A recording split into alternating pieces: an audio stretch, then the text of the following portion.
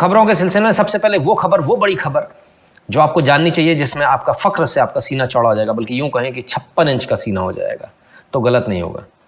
भारत विश्व में नंबर 1 आया है। नंबर 1 किस चीज पर आया है? वो नंबर 1, क्या कोई रेस हो रही है? क्या आबादी में आया है? क्या किसी गलत काम में आया है? क्या कोविड की मोर्टेलिटी रेट में आया है? या फिर हमारे यहाँ कोई व्यवस्था अच्छी नहीं है उसमें नंबर 1 आया है, या रिश्वत में नंबर 1 आया? पहले ऐसे ही नंबर 1 आते थे। नहीं साहब नहीं, पहली बार आप नंबर 1 आए हो, और वो नंबर 1 आया हो जीडीपी में दुनिया में सबसे आगे। दुनिया में सबसे आगे भारत, दुनिया में सबसे तेजी से बढ़ रही इंडियन इकोनॉमी, अमेरिका चीन को भी पछाड़ा। ये रहा भारत और ये रहे आप। अमेरिका चीन सब पीछे। आउच बेबी का तो पता ही नहीं किधर है। ये रहा ब्रिटेन, हम जिनके गुलाम थे, और ये रहे हम भगवा में, केसरी में। 8.7% एनुअल जीडीपी ग्रोथ है हमारी। Japan 1.6, Germany 2.8, France 7%, 5.7 USA, 7.4 Britain, 8.1 China, और ये रहा भारत। फर्क देखिए साहब, गुलाम हमको जो समझते थे, हम बाहर आ गए। यही चीज़ हम समझा रहे थे, बस यही फ़र्क हम आपको समझा रहे थे कि भारत बदल गया, भारत बदल गया, समझ लो। लेकिन लोग मानने को तैयार नहीं थे। अब फ़र्क कहाँ है? सोचिए, अगर 70 सालों में काम होता तो आज हमारी $50 ट्रिलियन की इकोनॉमी हमारी भी हो सकती थी जो इसकी। इसमें $50 ट्रिलियन में 5.7 है। नंबर समझिए, माफ़ी चाहता हूँ। $50 ट्रिलियन में 5.7% है। ठीक है ना? हम अभी $5 ट्रिलियन के लिए ही भाग रहे हैं, क्योंकि पहले काम नहीं किया। लेकिन खैर कोई बात नहीं, अब काम हो रहा। और आप काम जब आप कर रहे हो गुरुजी, तो ये सामने दिख रहा है बॉस। ये आंकड़े झूठ नहीं बोलते। ठीक है? क्लियर है?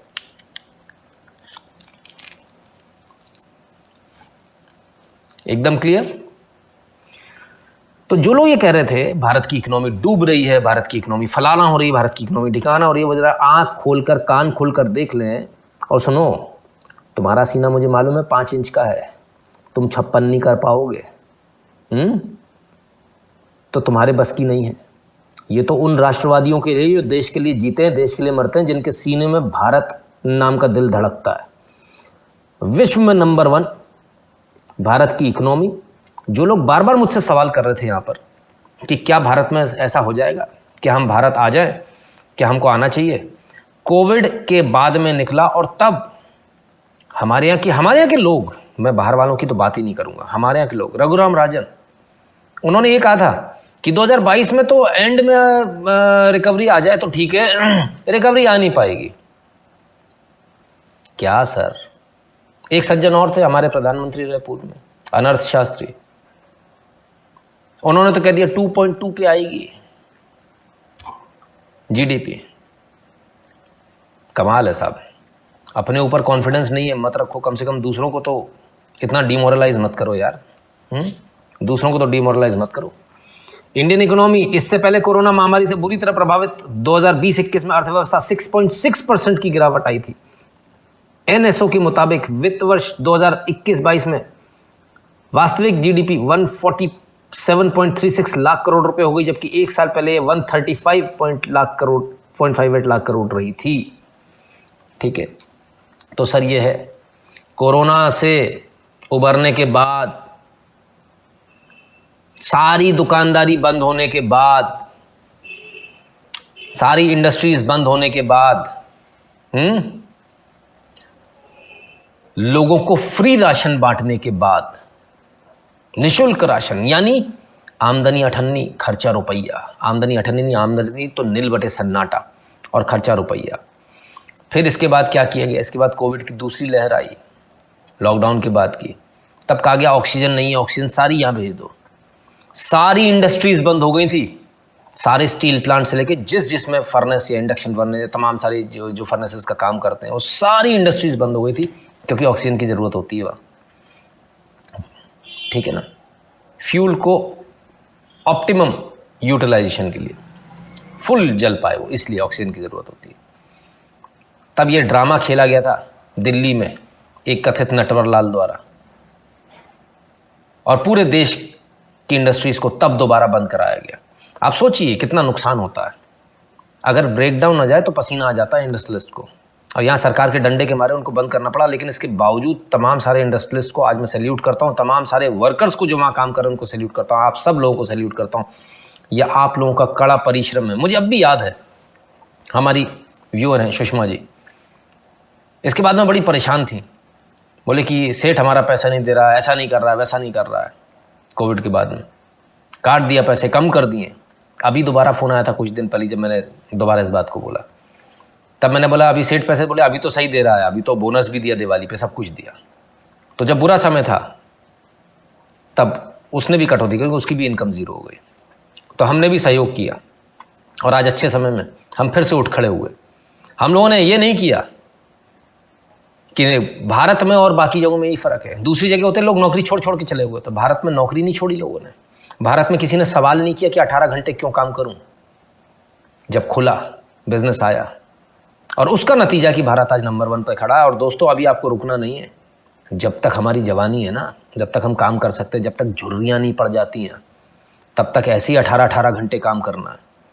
ये 8.7 से बात नहीं बनेगी, वो जब तक 50 ट्रिलियन पर नहीं पहुंचोगे तब तक बात नहीं बनेगी। मोदी जी तो 5 ट्रिलियन ही बोल रहे हैं, अपन को तो 50 पे जाना है, कैसे काम बनेगा? इसलिए आपको मेहनत करनी होगी, रोज करनी होगी, लगातार करनी होगी, अपने लिए भी करनी होगी, अपने बच्चों अपने परिवार के लिए भी करनी होगी, और इस देश के लिए भी करनी होगी। और जो लोग आपके मन में आके बता कुछ नहीं है, सब बर्बाद हो रहा है, कहना भाई तू साइड में बैठ जा, तू रोज रोज मत आया कर मेरे पास, तेरे बस की ना, तो तेरे से ना हो पाएगा, तू तो बाहर बैठ जा, है ना। तो उसको टेंशन मत दीजिए, ना उससे टेंशन लीजिए। विकास पांडे जी कहते गुरु जी चरण स्पर्श, बहुत दिनों बाद लाइव आया हूँ, अगले दिन जरूर सुनता हूँ, आपके प्रयासों को नमन, धन्यवाद। राकेश जी कहते हैं जय श्री राम गुरु जी, कल बड़े भाई साहब की ओर से समर्पण किया था। ओके, बहुत बहुत धन्यवाद राकेश जी।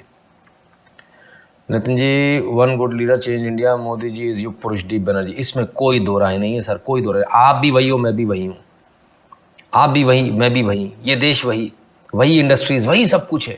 ऐसा क्या हो गया, क्या बदलाव आ गया इस देश के अंदर?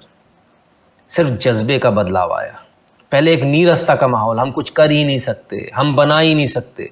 अब तोप बनाते हो, सैटेलाइट बनाते हो, रॉकेट बनाते हो, जीपीएस बनाते हो,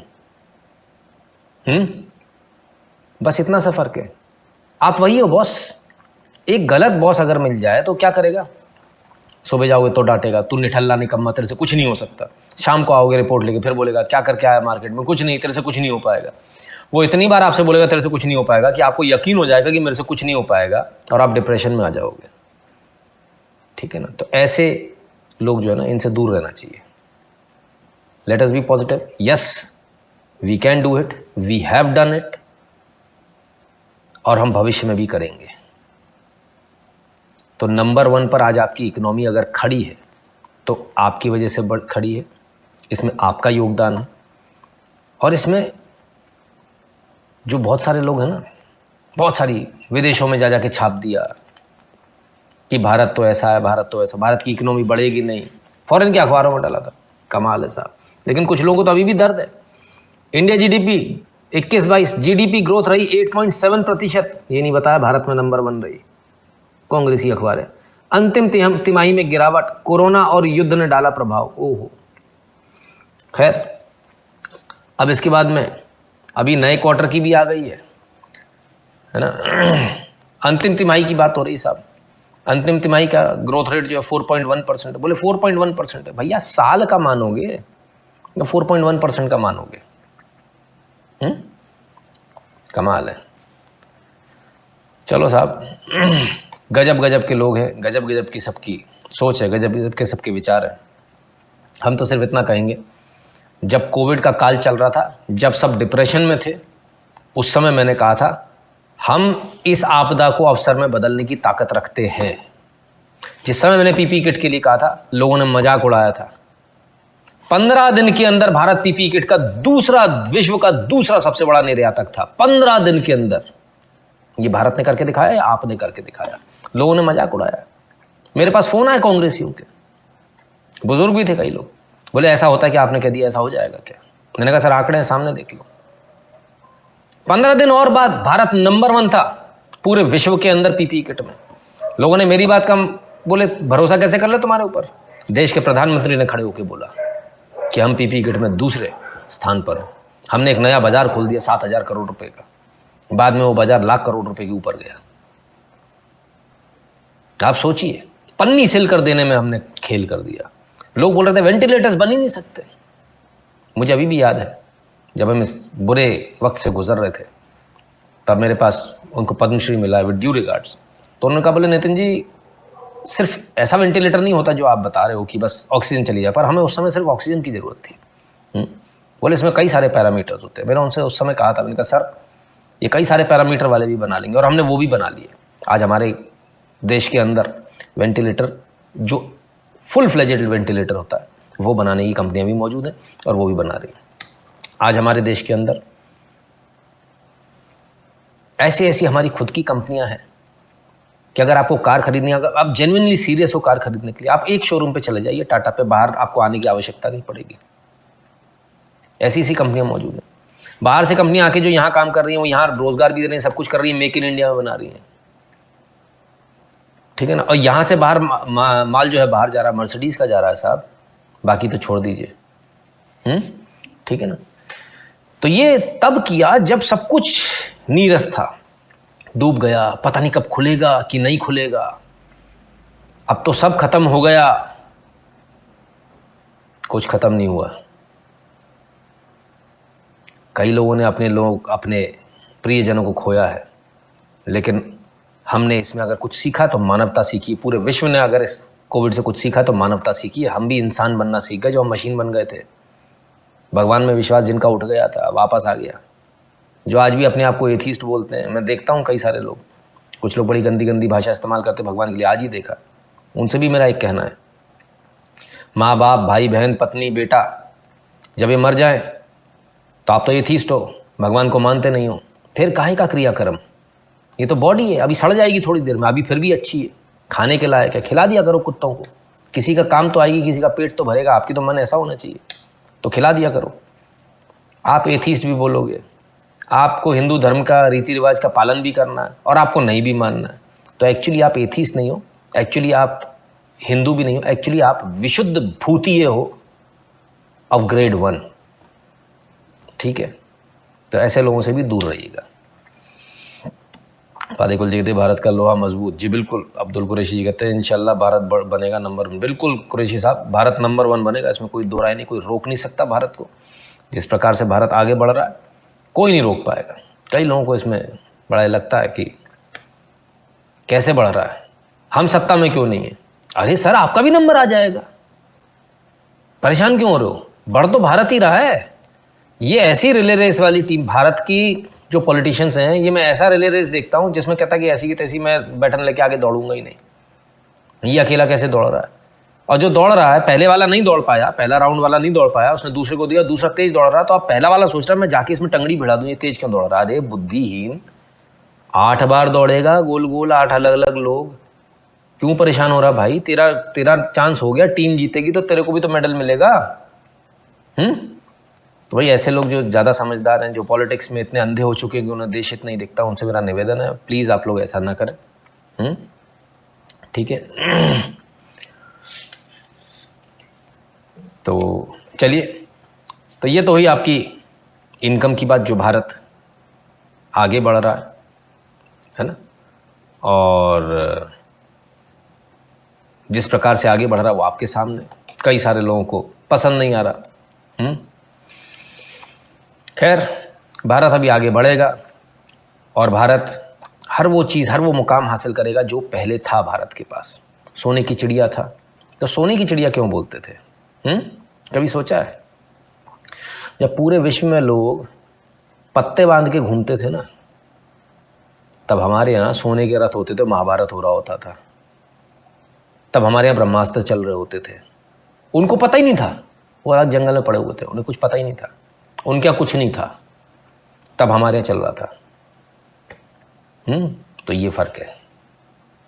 तो हम वापस वहीं जाएंगे वही स्वर्णिम इतिहास पर जाएंगे जब पूरी दुनिया कहेगी इंडिया ढूंढो किधर है, सोने की चिड़िया में वहां जाना है ना। भारत तो छोड़िए, बगल में लंका भी सोने की थी। ठीक, तो वापस आओ, ये कहानियां नहीं, ये रियलिटी है।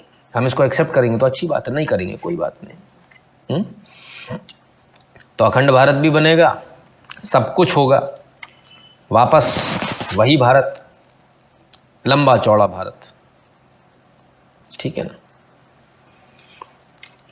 चलिए, तो अब इसको बनाने के लिए क्या करना पड़ेगा? इसको बनाने के लिए हमको रिवर्स इंजीनियरिंग में जाना पड़ेगा। और वो रिवर्स इंजीनियरिंग क्या है? वो रिवर्स इंजीनियरिंग ये कि पहले हम अपने आप को पहचाने, हम कौन हैं, हम किस परंपरा से आते हैं। नाम आप हिंदू रख दें, सनातनी रख दें, कुछ भी रख दें, लेकिन इस मिट्टी से आते हो आप, इसी सभ्यता से आते हो आप कोई भी हो। कुछ लोग अपने आप को आजकल ईसाई मानने लगे, वो यही भूल गए कि वो इसी मिट्टी से आते हैं, इसी परंपरा से आते हैं। कोई बात नहीं, आपकी पूजा पद्धति अलग हो सकती है, लेकिन अब रिवर्स इंजीनियरिंग की आवश्यकता इसलिए क्योंकि हर वो चीज़ जो दूसरों ने बनाई, एटम बम बनाया तो ब्रह्मास्त्र से ले लिया, किसी ने हवाई जहाज बनाया तो पुष्पक से ले लिया, और वो खुद मानते हैं इस बात को कि हमने ये आइडिया यहाँ से लिया है। तो मित्रों, हमारा आज का वीडियो आपको कैसा लगा, हमारा आज का लाइव आपको कैसा लगा, कमेंट सेक्शन में जरूर बताइएगा। और 8770720196 पर गूगल पे, पेटीएम, फोन पे के माध्यम से सपोर्ट करना, कंट्रीब्यूट करना, अपनी फीस भरना बिल्कुल मत भूलिएगा। भीम यूपीआई एड्रेस है nshukla@UPI। जो लोग भारत के बाहर हैं वह patreon.com/नितिन शुक्ला पर और paypal.me/नितिन शुक्ला GWL पर कंट्रीब्यूट कर दें।